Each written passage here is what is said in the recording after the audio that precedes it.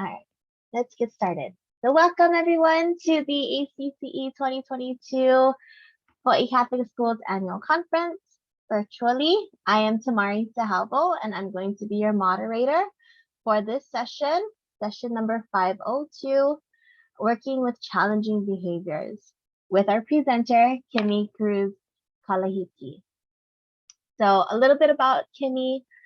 She has worked with students of all ages, families, and schools for about 20 years in different roles in Hawaii and the mainland.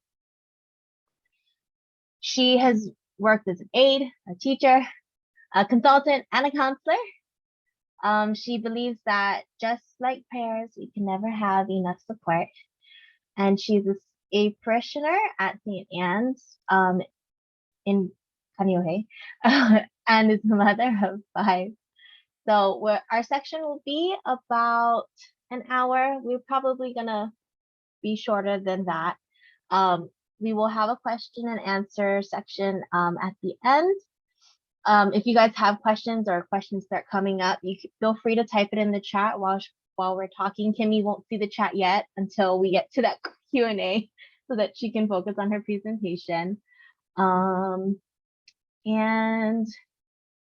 I think questions. Okay, let us pray first as we get started. Let us put ourselves in the presence of God. In the name of the Father, and of the Son, and of the Holy Spirit. Amen. God of love and life, thank you for the abundant blessings you have bestowed on us all. Help us to look deep within ourselves and discover the gifts you have blessed us with, and to receive your gifts with great joy. We thank you for the gifts of our presenter, Kimee, today.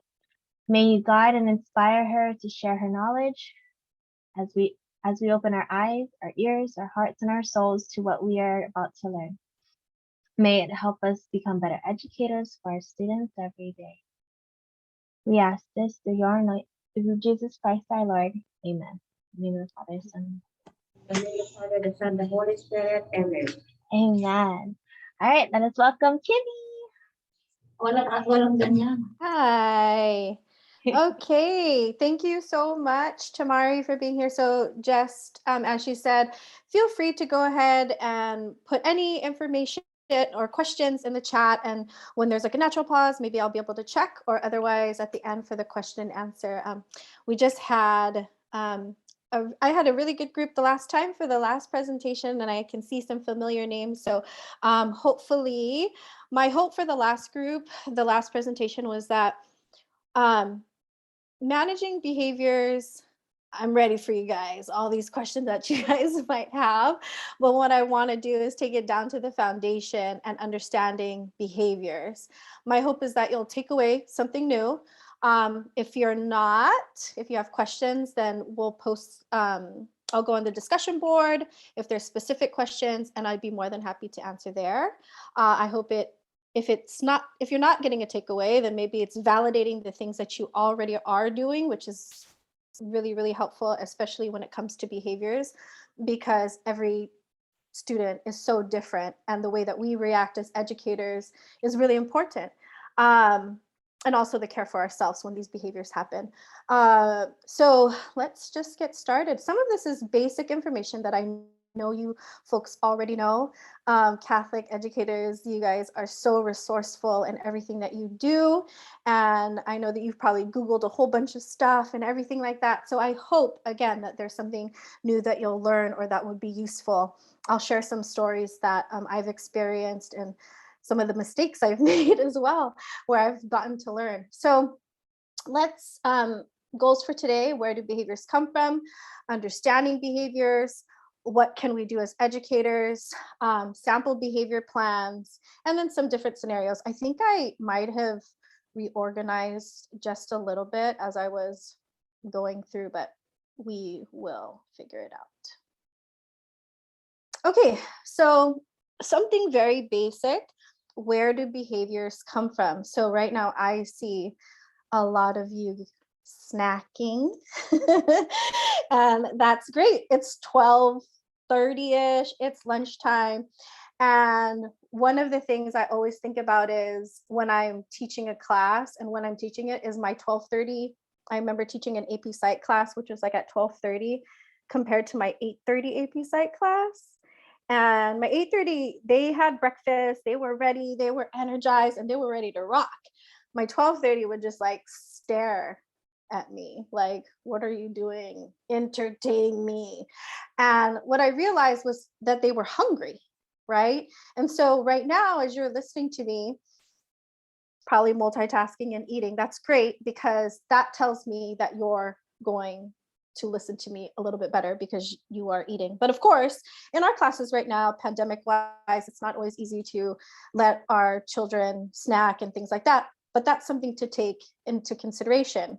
You know, there's those funny commercials like, are you hangry? I'm definitely one of those people. If I'm hungry, that's the instant thing that I think about first is, am I hungry right now? Like, is that why I'm reacting the way that I am?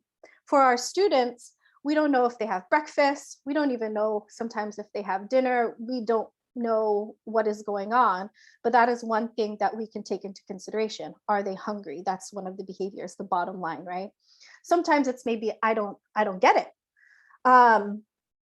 And when a child doesn't get it, those behaviors can come about as challenging behaviors, because again, students don't often want to look like that, right? They want to feel like they know the information. And how do we fix that? I always think about what the student is experiencing right now. Some of the easiest recommendations that I have worked with teachers and what they have shared about being helpful is just doing a check-in. Before we started this presentation, we started with prayer. We set the tone. It brought us to a place where we're gathering and connecting together with a common goal. However, for some of our students, that might not be what's going to set the tone for them. Um, Timari had shared that I have 5 children of different ages, and I just had my parent-teacher conference for my 10-year-old, and oh gosh, I have to say, like, I was like, oh my, what just happened? And so the teacher was saying like, oh, you know, Kealohi, she is really amazing. You know, she shares a lot of her mana'o, and sometimes she shares it at the wrong times. And I was like, oh my gosh, what is happening right now? And in my mind, age appropriate behaviors are so, you know, that's normal, right? She can blurt out. But as I took a look at my family and thinking of where she is in the lineup, you know, she's right there in the middle. We have 3 teenagers and then we have 1 baby, and she's right there. And she doesn't really have enough space, I guess, to talk. Well, not I guess, I know. She's a talker and age appropriate, and she likes to talk. And so when the teacher said that, it already clicked in my brain. I was thinking, uh-oh, I probably don't provide enough space for her to share just her random 10-year-old thoughts, right? Because we're just in the busy space of everything. So then that behavior to me was her blurting out. And then how did the teacher stop it? And I'm watching that, right? And so for me, that consequence, which we're going to go over the kind of the basic behavior kind of modification, how if some of you have ever been in like public schools and things like that, where they do like function behavior FBAs to find out the function of this behavior. And so for that part, I think, Kealohi doesn't have space to talk at home enough. People are not listening to her enough. So then therefore in school, she's doing this, right? And we can see that as educators, we watch all of our students and we're good. We can watch. I know I've seen you guys where you're like, I think that blah, blah, blah, blah, blah is going on. And usually you're right? We get into a parent meeting, we get our admin in there, and then all of the above. And you're like, I told you. And so how do we stop that, right? Because we're the tier 1. As educators, you are the tier 1. You are the preventative, you are the proactive, and then you see these behaviors, and then you need to seek support if it's possible, right? Like if you have a counselor, whoever else supports you for the tier 2 and tier 3.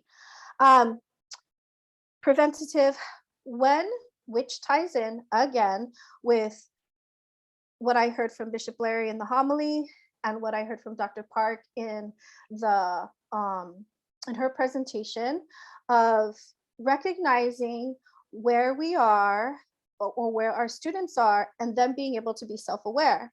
These are the skills that they need. This is that SEL part that's really important because they don't often know what they're experiencing. And if we can help them to define that, maybe with the mood meter, if that fits into your class, or maybe just in numbers, that's one of the things that I use here with that scale. When we were online, I just had the kids tell me like, hey, on a scale of 1 to 5, show me on your fingers where you're at. 5 is like, Miss Kimee, I'm super good. And 1 is like, not so much. And so I could gauge, right? They showed me 3, they showed me 4. And sometimes I'd be able to have that conversation. It helped them. In person, we had those Promethean boards back in the day, and then the teachers would write the numbers or letters, and students would be able to come in, setting the tone, the student able to recognize where they are, and then we can gauge, right, where these behaviors come from. Some basic information is our ABCs: antecedent, behavior, and the consequence. What happens? What is the student gaining for this, right? So antecedent is what happens before the behavior, including like the environment. Where are you? What's going on? Is the light too bright? Is the light too dark? Like all of the, is it too much? Is it overwhelming for our kids that a behavior will come out? And then what is the end result? Does the kid get extra attention? Do they get to go to an extra room? When I was at the ELC, at one of the ELCs, and one of the students was biting, the teacher handled it beautifully. But the fact is the biting continued. So it wasn't like, and they're babies, 2 to 3 year olds. And so the 2 to 3 year olds, as they're learning these skills in their classroom and they're doing what they need to do, all of a sudden the kid bites and you're like, what is happening? There's a number of different reasons why the student can bite, right? And you as educators, you guys are watching it and you're like, what's going on with the biting? Is it because so-and-so has the toy that they want? Is it because they're hungry? Is it because all of these things are happening? And then when I get called in and I'm watching the behaviors, this is how I can gauge what's happening beforehand. So someone had the toy, the biting happened. I've determined, it's because so-and-so has the toy. Well, now the function of that behavior is he wants the toy and he's trying to communicate that, but he doesn't have the words because he's like 2. And then I'm going to bite, the toy gets dropped, the teacher comes, the kid is crying, the other teacher comes, maybe the toy is free, maybe the toy is not. And then the kid's like, what's happening, right? So then that's the consequence, what's going to happen after the fact. One kid, very, very smart, realized Miss Kimee is going to come and take me to her office where there's a ton of toys. So we had to cut that. We're like, wait a second. He just learned that when he bites, Miss Kimmy's going to come and take him to a place where there's more toys. So we had to cut that. I recognized that. And then we switched the intervention, right? And we needed to figure that out. So these are key, and I'm not saying like you need to do this for every kid, but when the behavior comes and you want to have an understanding a little bit more, this is a good place to start. So here's some sample notes that I had written. I want to say it is 2nd or 3rd grade. I put this like, Jesus, give me the strength, because that's a prayer we all have, right? I counselor wise, I ask for intercession from Saint Dymphna like on the daily, like she's my bestie. But right when we're praying for these things, we got to be careful because all of a sudden it's going to pop up, right? Give me the strength to continue on this day. So these are my notes. They called me in, they said, can you do an observation? Let's figure this out. And I said, okay. So student appeared to be attentive in class. Broke into the small group, student talked in a harsh tone to group members, teacher came to support the group, teacher pulled student aside, student rolled eyes and looked down, student returned to group, apologized with hesitation, student put head down on table and did not participate. Okay, so Does this sound pretty common? Maybe, I don't know, a few nods here or there. So I again, like I said, second to third grade, maybe the teacher handled this beautifully. I loved how she put the student, like kind of like put the student aside a little bit, just to like not embarrass what's happening. And she had recognized that. Like, it's not one of those ones where you're, doing the eye and like trying to like stop them in the middle, because there was obviously something going on with the student.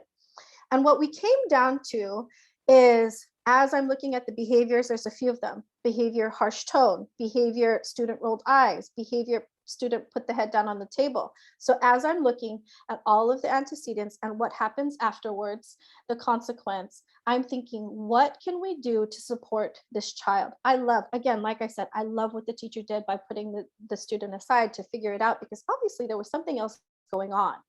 What we came to realize is that this student had a really hard time with the self-control and also perspective taking. She didn't understand what was happening. And so that was what we ended up doing, was the teacher began to teach more of the empathy, like what happens. Obviously, like, again, thinking about age appropriate behavior, second, third grade, this is kind of like okay. But the part where she started to shut down was when the teacher got worried. What are we going to do next? How can we stop this from happening? And by having the outside person do an observation, it wasn't, and of course, like the teacher was like, oh, I don't know, like, Kimee, are you sure you want to come observe? And like I said in how Tamari's in my introduction, I really believe in that. Like, with all of the prayers that we need and everything that we do to support our kids, we can always use support. It's never about like us, like looking at what you're doing as a teacher, but more of like, this is the behavior that the student has, and how can we extinguish what's happening so that you could have a smooth class, right? Okay, so how can we support the kids? So now you've completed your ABCs, you see the function, like, is it something that we can control, what we can actually control? The eating, not so much all the time. I mean, like before, right? We can give them snacks. Is it environmental, like we talked about before? Is it attention seeking? Maybe for that other student, when she was having, or no, the biting, maybe that was attention seeking, because then he later learned that he can get to a place where there's a room full of toys that he'll have by himself. Is it task avoidance or escape? This is everybody in hula, right? Like, it's time for duck walks, I gotta go to the bathroom, right? Like, this is our task avoidance situation.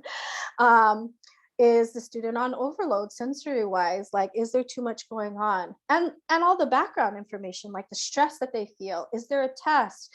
Did something happen at home? Are they in a car ride with their parents that are yelling at them? And then I always want to make sure that we know what is age appropriate. Like, our kids can be so splintered at sometimes because of the things that they see online, or their friends, or their family, all of the above. Knowing what is age appropriate behavior, right? We learn that in developmental stuff. So, and then what is the desired behavior and how we can get there? What is it that you want to, what is your goal? I'm going to talk a little bit about this here. Okay, so I'm going to start with this. I kind of did the biting thing for the ELC, but this elementary one. So there was another student. There's a reason why there's a rosary here. Okay, so this particular student, he didn't want to sit in his seat. He was talking back. He was hiding underneath the table. It was just like one thing right after the other. And he's kind of had a pattern of this thing. And we had built rapport. He would come to see me as the counselor. And, we talked about one of the, I think at that time it was like zones of regulation. We would have like a signal light. That was one of the classroom behavior management tools. Like, I'm in red light, Miss Kimee, like I'm super upset, or I can't, but I'm losing kind of control. I'm just feeling dysregulated. Yellow, I'm getting there. Green, I'm good to go. Well, he wasn't gonna hear me. Like, I'm like, hey man, where are you on the signal light? And he's like, that's not happening. From what I remember, there was a couple of other things that happened, but what I needed to do was my goal now was I needed to remove him from the room. He was becoming distracting, and that was going to disturb the rest of the thing. So my goal was no longer get this kid in his seat to do the work. My goal now was I'm going to exit the room. Now, when I talked about overload, it's not always helpful if we're like blah blah blah blah blah blah blah blah blah blah, because like now it's just escalating for him, right? Like Miss Kimee is saying this and saying this and saying this and saying this and saying this. So I'm cutting my verbal, right? Now, finally, I cannot remember how I got him outside. And then there's the bench, and what he wanted to do was now lay under the bench. And then I realized at that point, it was a lot of the control. This is where we get stuck a little bit sometimes when there's challenging behaviors, because I'm like, are you kidding me? Like, what are you doing, kid? Like, why are you laying down on the ground? And so then at that point, I'm like, I'm getting upset. Like I'm in red light. I'm like, man, I'm almost in red. I'm yellow to red now. So what am I gonna do? The rosary. I start praying the rosary, and I'm sitting on the bench, and he's laying down on the ground, and I'm sure my principal was like, "What is Kimee doing?" And I just start praying. I start doing the rosary, and it's so meditative, right? Like we're just praying, and I'm slowing down my speech, and I'm praying, and soon enough, he comes up and he just sits down. I was like, thank God. But what I realized was he couldn't hear me anymore. And me trying to force what I was doing, and not in a discipline, like something else was going on, which we later learned what was happening. It turned out like I think he ended up having like a stomach ache. He wasn't feeling well, but he couldn't communicate that, which was really and it made him do whatever he was doing. He also had ADHD, so it was just like a number of things, just the perfect storm for him. And this is what happened. And when I say like, okay, let's try something new, and this is what I needed to do. My goal was like, I'm not going to get this kid to engage in this class anymore, but I want him to be able to recognize what's happening in his body and calm down. And so then that's how we did it. Eventually, as we worked together, he was able to stay engaged a little bit more, do more work throughout the time. And as I got to know him, there were plans put in place because of the behaviors, in order to keep him engaged. And now, one of the things I do believe that, every child will be able to learn under the right environment. And for him, yeah, we had to make a little bit more accommodations, but he definitely could do the work. It was just the matter of being able to keep him engaged, if that makes sense. Yeah, it does. You guys know. So behavior support plans or behavior intervention plans. I know you guys have probably Googled this, or if you worked in the DOE or worked in special ed, these are kinds of the things that we look at as far as questions. What is the current behavior? What is the function of the behavior? What is the desired behavior? The proactive prevention plan to not have the behavior.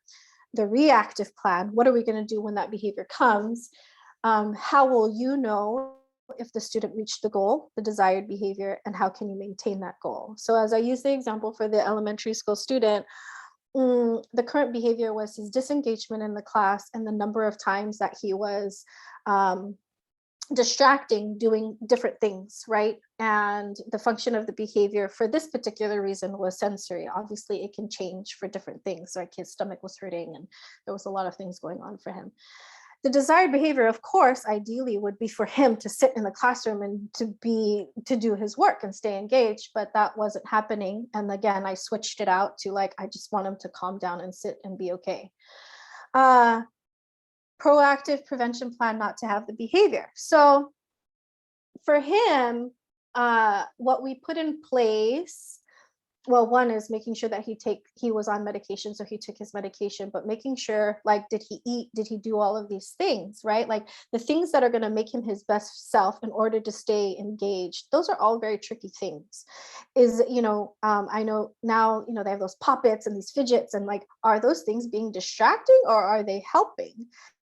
And again, the brain breaks that you folks put in, this is part of that proactive prevention plan, right? When our kids start getting wiggly or whatever they're doing, like, you recognize like, all right, we're getting up and we're doing some stretches and doing whatever you need to do. Go outside, take a breath, especially because now they're like masked up. They got all kinds of things going on for themselves. And we have to watch that, because that behavior, any kind of behavior like that might be affected by any of those things, right? Let alone some of maybe the stress and anxiety that they feel as well. When we have the desired behavior and the goal, that's important, right? Like, we want to maintain it. And so we want to come up with a plan to figure that part out. Sometimes you guys all do like a lot of classroom management. I've seen like class dojo, like prizes or parties or whatever, like free days. And those are all awesome, because those can maintain what you want to continue to do. Praise is so important to some of our kids, especially right now, because a lot of them are so discouraged. They're chained, as you guys know, because our schedules are so different and times are different. And everybody's going through it, right? We want to make sure that they feel supported. I like this. This is from Bender. I think she has some stuff on Teachers Pay Teachers. It's just kind of a basic behavior intervention plan. And again, a lot of these things are used with children who are students that are in special ed, but can be used, and I use them as a counselor because it helps me to define the function, helps me define the behavior and what the outcome that we want. We want to make sure, because those are the basic stuff. That's the basic, the antecedent, the behavior, the consequence, and then how we respond. All of these things, when we're listing it out, is going to help us to better prepare, and then to also remove ourselves from the situation. Like when I got into red light, we don't want to get into red light.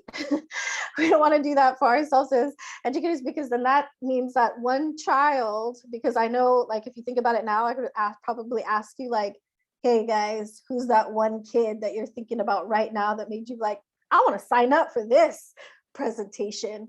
And you have that in your mind. One of the activities I've done with some of my teachers, or some of the teachers I have worked with, is like a gingerbread activity where they talk about like, man, this kid is like, I don't even know what's happening. And so inside this gingerbread is this student, and you write all of their strengths. And on the outside is everything that you wish that they could have, so that they could be, their best selves, right? And that's hard sometimes when our student, because we prepare so much for all of our kids. You prepare this amazing lesson and you're like, yeah, it's going to happen. And all of a sudden there's this one kid that is like, what are you doing? And this is where we can, as soon as we have that red flag, this is where we can kind of work to prevent that. So then that way we identify it, and then we're like, okay, like this is so that you can have a lesson that is smooth. That's our desired behavior for ourselves, is being able to do these things. Okay. Oh, our little guys. One of the things that we've done in the past is this, my fruits of the spirit tree. And then this is what they use as their classroom management. My nephew used this one and I loved it because he did not gain the fruit of self-control. Oops. But he got everything else, and it was like these little badges. I thought it was the cutest thing. They used it in their report cards. I don't know, maybe the ELC, some of the elementary might be useful, maybe, I don't know, even some of the older kids, but I like this because these are the goals, right? Like when we're teaching, like that quote that Bishop Larry was talking about teaching the mathematics and things like that, the things that count, how to count. This is great. This is really ultimate, like, one of the goals, this is one of the nicest things I've probably, my mom has ever shared with me was, she could teach me all of these academic kinds of things. But the one thing that my mom did teach me how to do is like, what is home and what is prayer? And that's something that they'll always remember, right? When we learn these kinds of skills, and us as Catholic educators, like, these are the skills that you're teaching, right? When you're afraid, when you're lonely, whatever, you are not alone. You always have Jesus. And this part of this, understanding this for our little ones and setting that foundation for them is so important, which includes the behaviors, right? That self-control part. Teachers pay teachers for this one. Okay, so oh, we're already at the resources. Hopefully there's some questions that I can answer. These are the resources that I use often. There's a whole bunch that we all do this, right? We're Googling, we're going down the rabbit hole, we're doing all of these things. But Child Mind Institute, I love, great information. I'm a psychology geek, love psychology, can geek out about it all the time. It helps me with a lot of my presentations and lessons that I teach. Very Well Family helps me when I'm working with families. Great articles. Understood, again, another one that helps with parents, especially when you're managing and meeting about the challenging behaviors, because again, like I said, for my own daughter, I had no idea. I know her personality, but like I didn't know she was doing her blurting thing. And like we have all these books, right? Like they read the book about blurting and things like that. But that's, as a parent, like I'm sure the teacher probably was like, hey, maybe read a little bit about this. Edutopia, Greater Good, has a lot of wellness activities. I would love for you guys to take a look at that, because I think that's really important for ourselves, to care for ourselves. And there's like a calendar about like wellness and lots of different things that I think would be really useful. Okay, so let's do some questions, Tamari. There are currently no questions. A lot of comments about, I think Tammy could relate to your elementary child and your daughter as well, about being the middle child. Yes, okay. A lot of people were asking about the copy of the Fruits of the Spirit Tree. Actually, I just found the link. I'm gonna put that in here. It's in Awesome. Teachers Pay Teachers. Yeah, it is in Teachers Pay Teachers, and you guys are so creative. I know you can do it on your own too. That's what I figured. And you wanted to make it pretty. I see some of your classrooms right now. It's $1.50, so it's pretty cheap. Up to you guys if you want it, rather have it free, depending. The copy of the slides, I see that one. So copy of the slides, I'm going to post into our discussion board. And again, if you have any questions on the discussion board on the ACCA website, I'll be more than happy to answer them later as well. And I'll post the slide deck on there as well. And let me get that link for the ACC link, just in case you guys need it. Here we go. Sorry, 1 second.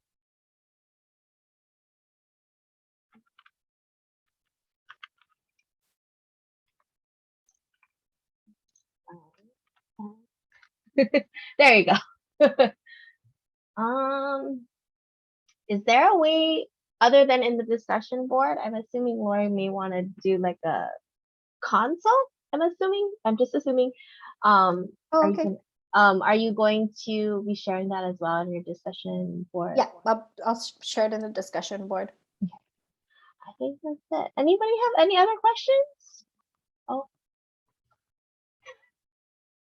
I was at St. Anne's in Kaneohe.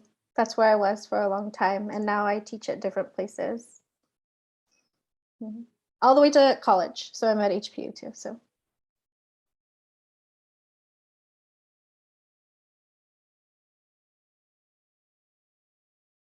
Okay, these are great questions. Any tips on middle school behavior, and how do you personally determine what is attention seeking? So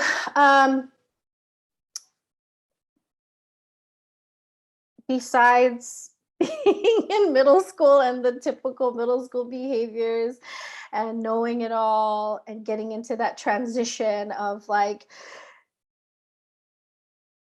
tween behavior, a lot of it, I think, because they want to feel that they have agency, is really important.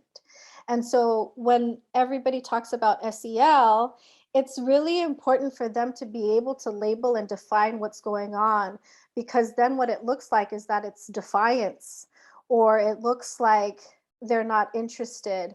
And it as a parent of 3 teenagers, but high school, like, it's like, are you being like rude to me, or is this just what's happening? And I remember when they were in middle school, it was just such a transition of, I want to be this really independent person, but I also really need you because I don't know what to do.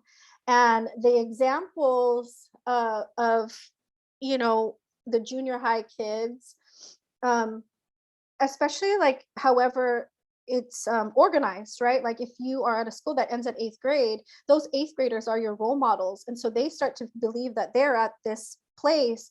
And what is it more that you could teach me?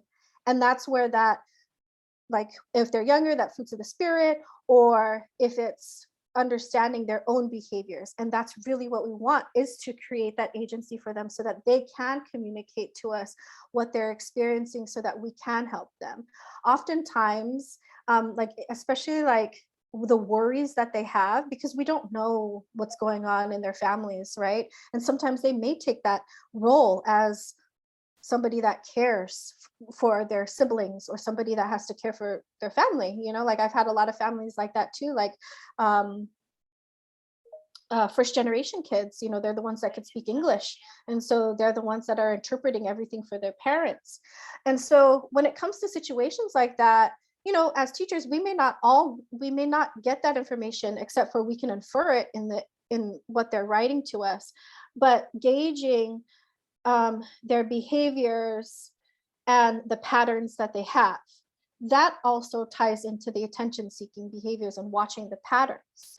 um, it's hard to determine attention seeking without like an example, but sometimes if sometimes it's their own thing. What is driving them. So what I think about is like intrinsic and extrinsic motivation.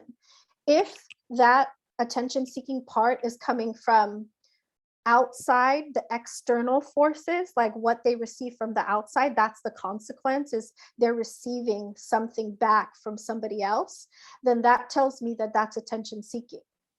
But if it's something internal, like it's like I am overwhelmed and then I walk out of class, then that tells me maybe that student is anxious. Maybe that student just became overwhelmed. Maybe that student, and especially the way that they're going to manage that, right? Like if they're walking out the room, they don't like what they're doing, and then they're looking back, you're thinking, oh, that might be attention seeking.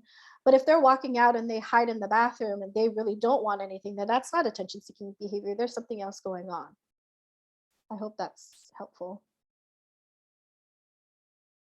Um,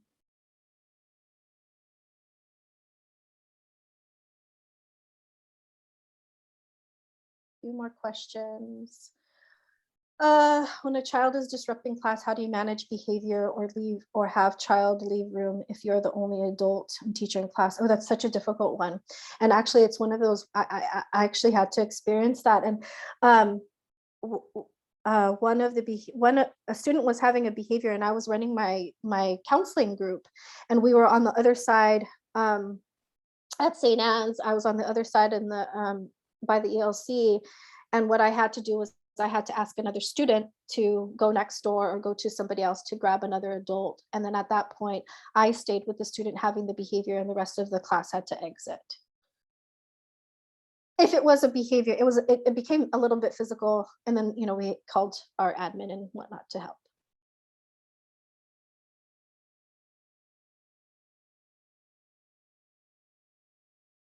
I know you identifying the attention-seeking behavior, but what about constant blurting during teachers speaking and constant reminders aren't being effective? I could use more with how to stop the behaviors if possible. And I think that comes with whatever you decide for your classroom management plan. And so for that student, what we could do, what I would suggest too, is like gauging what would reinforce that student. And it looks like it's very tricky because you never want it to look like it's like a bribe. With our little ones, we use first and then. Like my daughter, when she was younger, she used to try to trick me with that, like like the way that we phrase it, like, oh, if you do this, then you'll get that. That's kind of more of a bribe, but if you make it an expectation first and then it changes the semantics, right? And so for the reminders, that again, classroom management, what you would choose to do for yours, reinforcement, and then also we could use visuals for the blurting or a social story. Thank you. I saw Dr. Narelle. I don't know if you guys got to watch Dr. Narelle's presentation. She did one on neurodiversity. You can catch that on her discussion board. I worked with Dr. Narelle for a very long time. Thank you. Let's see. Any help? Oh gosh, yes, being disrespectful to the educator. When it comes to being disrespectful to the educator, like that first example in 2nd and 3rd grade, I definitely like to teach about perspective taking and empathy. That's a huge part of the SEL and the hope of what would happen, because as humans, we want to make sure that they're doing, that they are understanding what it would feel like and stepping into those person's shoes. It takes time to learn those things. And sometimes maybe students are not able to do that. And we want to figure out why. What is the underlying reason why this student is being this way? What I have found sometimes, I mean, you know, someone else brought about families and parents. We want to make sure that they're tied in. We've had some successful times where working with the family, and again, my background in counseling is with the family counseling. So I do look systemically at what is going on in the hierarchy of things. Like, if this student is acting a certain way, is it being modeled somewhere else? For Kealohi, for my own daughter, she didn't have the opportunity to talk, so now she's talking in class. How am I going to adjust that as a parent? And we always have to be very careful, you know, like how we can say, like, you know, you build these relationships with these parents, and times have changed for educators, right? Before it was like, I'm so sorry about my kid, and we still have some of those old school parents, but then now it's like, what are you doing? Like, all of a sudden it's like this entitlement, like maybe it's not their child, and you're like, wait a second, I'm doing my best here, and they're still not doing that. Working on attention seeking behaviors, I address it in school and parents don't follow through. That's very difficult, because that ties right into the example I just gave of not all the time can parents see that their child is doing that. And then sometimes they're like, oh, that's your job to do. But sometimes students act different at home than they do in school.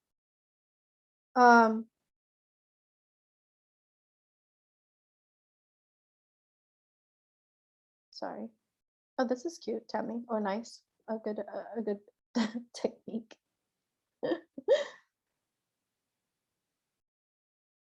Oh, these are great ideas. I hope you guys are able to see the chat.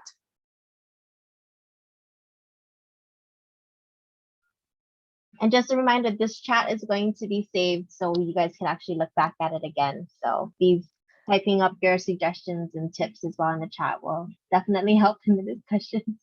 And I definitely, I'll take a look at them too, and then I can go more into detail, because as I'm reading it, I'm, you know, like thinking quickly of like what I could do. And I definitely want to support you folks in these specific questions that you have. That's important to me. And I give you these examples that I have because it's easy for me to kind of like, okay, like that's my retrieval process and I can give you this. But I know that you're asking a specific questions, and I want to give you enough resources to figure out what would fit for your particular situation.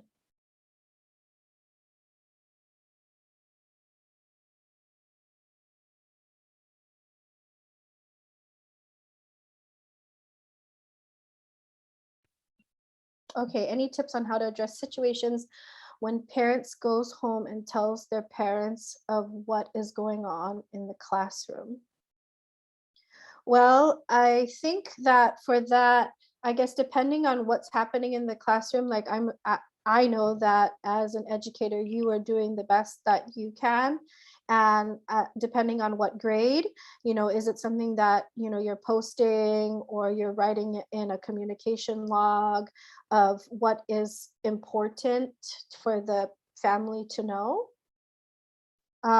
Sometimes teachers do like their little newsletters so that then it becomes proactive of what's happening. As far as the behavior goes, I think that has to go with admin, and what you folks decide as your school of what would be the best for that situation, depending on the intensity, what's escalated to. And then again, the desired behavior, like you're looking at, this is what's happening, this is a pattern, and you decide for your class and with your admin of like, this is where, this is the desired behavior, this is what's happening now. And because you have that data, because you're taking it, then it removes yourself like from it being personal and saying like, hey, this is actually what's happening.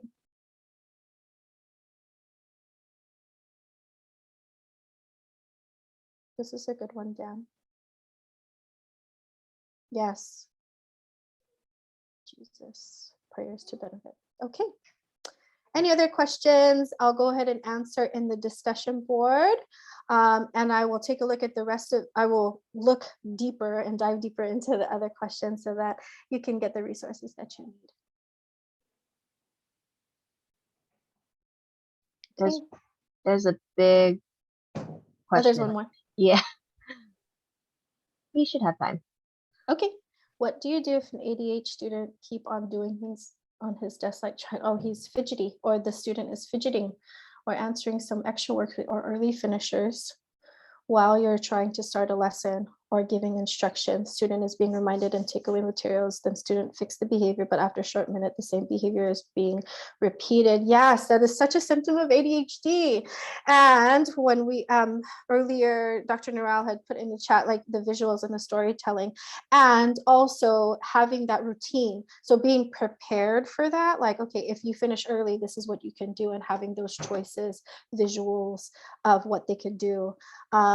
Sometimes like with the fidgets, we don't want that to be disruptive to other students. So that's like the hard rule. Like if you're going to use a fidget, put it inside your desk and then fidget, because this is for your purpose in order to stay regulated so that you can stay engaged and listen to me. But as soon as it becomes disruptive, then you have to come up with a different plan. And that's your reactive plan, as it was stated in the behavior BIP in the behavior intervention plan.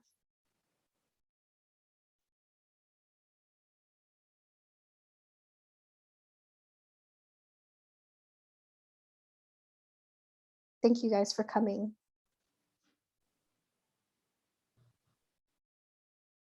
I think all right. Good. Yeah.